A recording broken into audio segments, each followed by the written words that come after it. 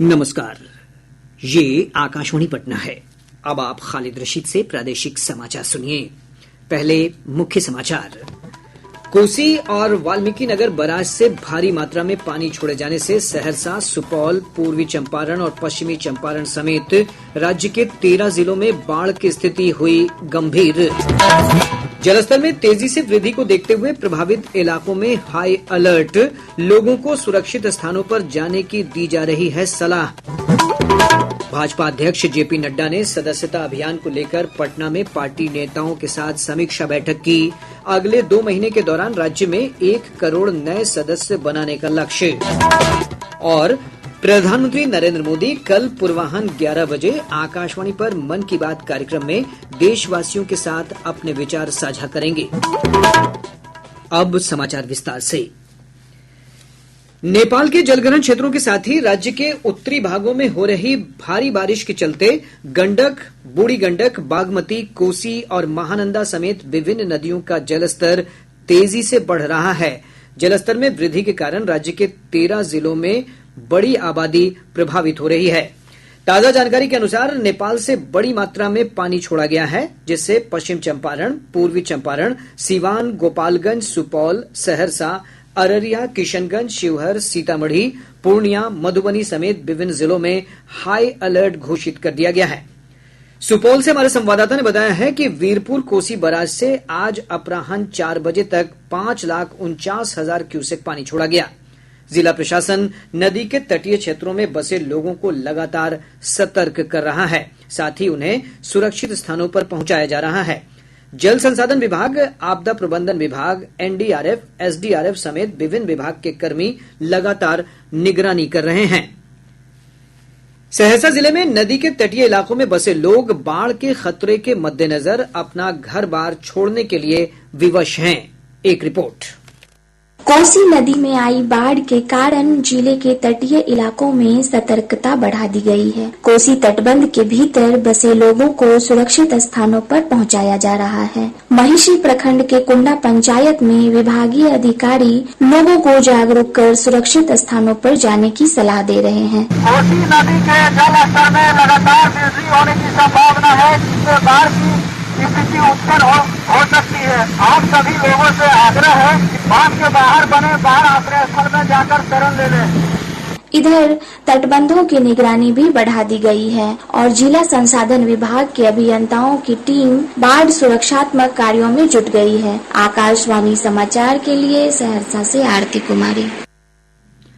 सुपौल जिले में कोसी नदी का जलस्तर बढ़ने के कारण जिलाधिकारी कौशल कुमार ने कोसी तटबंध का निरीक्षण किया। उन्होंने कहा कि हालात के मद्देनजर लोगों से सुरक्षित स्थानों पर शरण लेने की अपील की जा रही है। जी, निगरानी बढ़ा दी क्योंकि ये रात बहुत क्रिटिकल है। मुझे लगता है कि रात तक जो डिस्चार्ज मैक्सिमम लेवल तक रहेगा। अभी वर्तमान में कोसी बराज से डिस्चार्ज 5,67,000 क्यूसेक है और अभी राइजिंग ट्रेंड है, जो बढ़ने की संभावना है। और आज के सभी 56 फाटक खुले हुए हैं। सारे इंजीनियर्स हम लोग निगरानी कर रहे हैं। लो लाइंग एरिया में जहाँ पे चूंकि तटबंध के अंदर हम लोग 25 पंचायत के करीब बसते हैं और तो वहाँ से लोग जो इवैक्यूएट हुए हैं हमारे शरण स्थल पे करीब 25 जगह हम लोग ने कम्युनिटी किचन स्टार्ट किया है। पश्चिम चंपारण जिले में गंडक, सिकरहना, मसान, हड़बोड़ा, पंडई सहित सभी नदियों का जलस्तर खतरनाक स्तर तक पहुंच गया है। एक रिपोर्ट। पश्चिम चंपारण जिला में गंडक, सिकरहना, मसान, हड़बोड़ा, पंडई सहित सभी नदियों का जलस्तर खतरनाक स्तर तक पहुंच गया है। नेपाल के जलग्रहण क्षेत्र में भारी बारिश का असर जिले में देखा जा रहा है। वाल्मीकि नगर गंडक बराज से शाम 5 बजे तक गंडक नदी में 5,10,000 क्यूसेक से अधिक पानी छोड़ा गया है। आज रात तक 6 लाख क्यूसेक से अधिक पानी छोड़े जाने की संभावना है। जिला प्रशासन गंडक नदी के किनारे बसे लोगों को माइकिंग कर सुरक्षित स्थानों पर जाने की सलाह दे रहा है। इधर चंपारण तटबंध और पीपी तटबंध की सुरक्षा के लिए अभियंताओं को 24 घंटे अलर्ट रहने को कहा गया है। आकाशवाणी समाचार के लिए पश्चिम चंपारण से आशीष कुमार। शिवहर जिले में बागमती नदी में आए उफान से एक बड़ी आबादी पर बाढ़ का खतरा मंडराने लगा है। जिला प्रशासन ने लोगों को सतर्क किया है।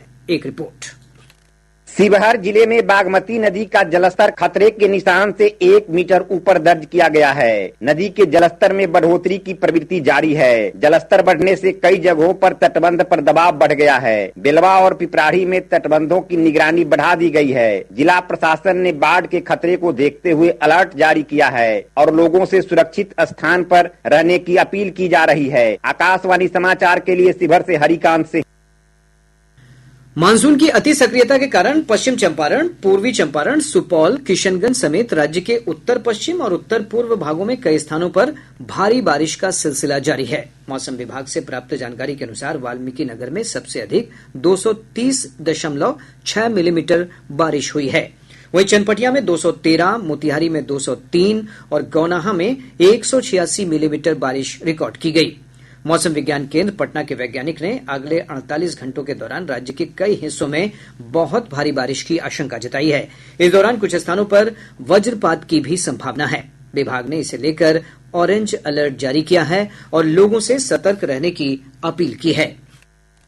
बिहार के अनेक भागों में वर्षा का पूर्वानुमान है। उत्तरी भाग के तराई वाले जिलों में गोपालगंज, वैशाली, दरभंगा, समस्तीपुर में गरज और चमक के साथ भारी वर्षा का पूर्वानुमान है। वर्तमान में जो परिस्थितियां हैं उसके अनुसार अभी 2 दिनों तक वर्षा की संभावना बनी रहेगी।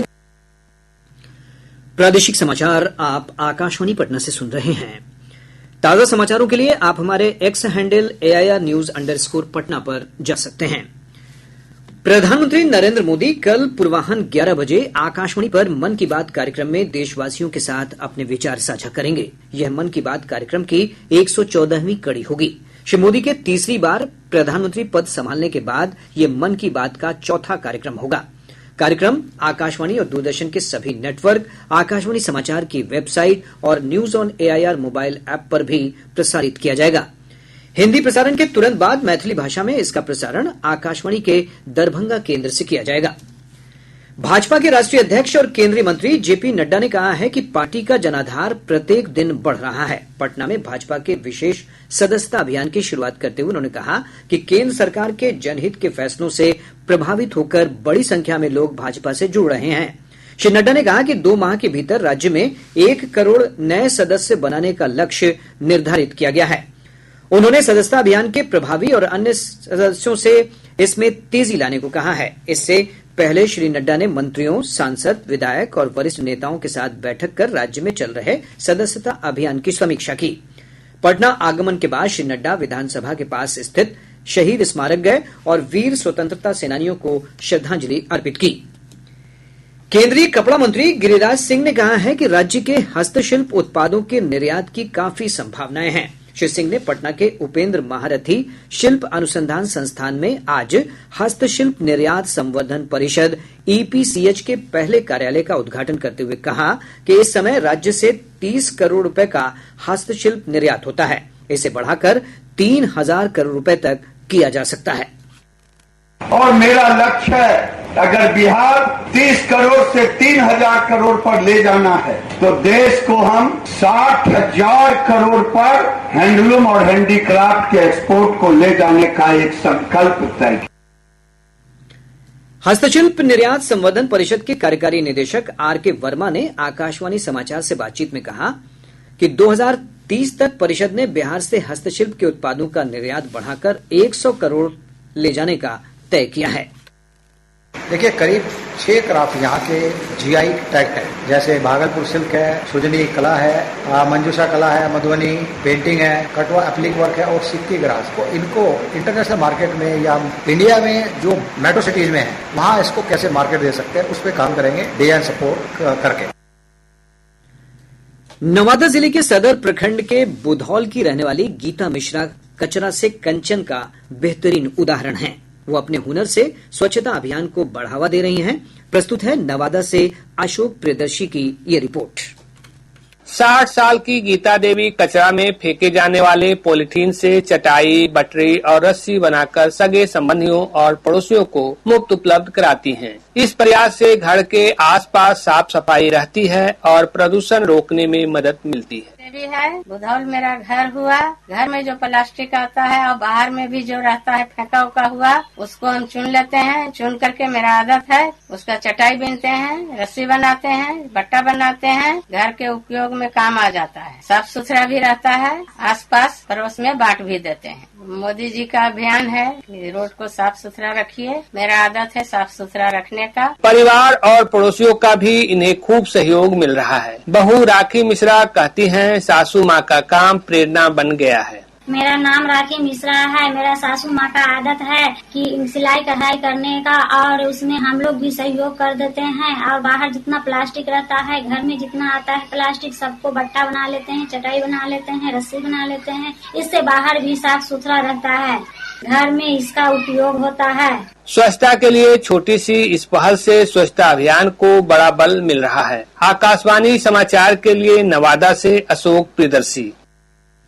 स्वर कोकिला भारत रत्न लता मंगेशकर की आज जयंती है। प्रधानमंत्री नरेंद्र मोदी ने उन्हें श्रद्धांजलि अर्पित की। प्रस्तुत है उनके संगीतमय जीवन पर आकाशवाणी की ओर से विशेष श्रद्धांजलि। विश्वविख्यात पार्श्व गायिका लता मंगेशकर की आज 95वीं जयंती है। लता मंगेशकर का जन्म 28 सितंबर 1929 को इंदौर में हुआ। उन्होंने दशकों तक अपनी मनमोहक आवाज से करोड़ों लोगों को मंत्रमुग्ध किया। लगभग 70 वर्ष से अधिक के अपने संगीतमय सफर में उन्होंने विभिन्न भाषाओं में 25,000 से अधिक गानों को अपनी मधुर आवाज दी। लता दीदी अपनी विशिष्ट और मधुर आवाज के लिए भारत रत्न से भी सम्मानित की गयी। उनकी आवाज को सुनकर कभी कोई भाव विभोर हो गया, तो कभी उनकी आवाज ने सीमाओं की रक्षा करते हुए जवानों को देशभक्ति की भावना से ओतप्रोत कर। राज्य के 13 जिलों में बाढ़ की स्थिति हुई गंभीर। जलस्तर में तेजी से वृद्धि को देखते हुए प्रभावित इलाकों में हाई अलर्ट। लोगों को सुरक्षित स्थानों पर जाने की दी जा रही है सलाह। भाजपा अध्यक्ष जेपी नड्डा ने सदस्यता अभियान को लेकर पटना में पार्टी नेताओं के साथ समीक्षा बैठक की। अगले 2 महीने के दौरान राज्य में 1 करोड़ नए सदस्य बनाने का लक्ष्य। और प्रधानमंत्री नरेंद्र मोदी कल पूर्वाह्न 11 बजे आकाशवाणी पर मन की बात कार्यक्रम में देशवासियों के साथ अपने विचार साझा करेंगे। इसके साथ ही आकाशवाणी पटना से प्रसारित प्रादेशिक समाचार का ये अंक समाप्त हुआ।